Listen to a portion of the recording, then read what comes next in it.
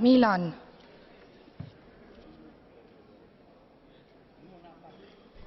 Hvala za besedo, spoštovana predsednica.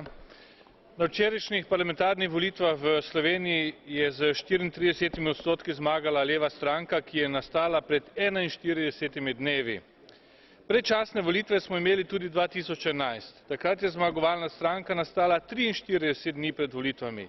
Tak volilni inženiring je mogoče le v šibkih demokracijah. Oba volilna rezultata sta neposredna posledica sodne farse Patria, ki že 6 let sovpada z volitvami v Sloveniji.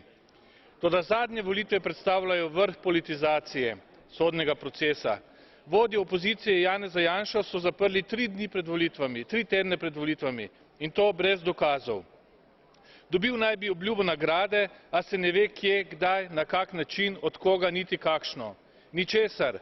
Sedaj mu z zavlačevanjem onemogočajo nadaljnjo obrambo. Poleg tega so ga 5 dni pred temi volitvami na 2 novih sodnih procesih obdolžili žalitve.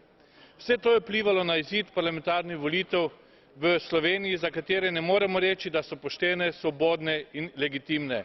Če nam je kaj do demokracije in pravne države, bi morala Evropa ukrepati na podlagi marca sprejetega okvira za zaščito pravne države. Hvala.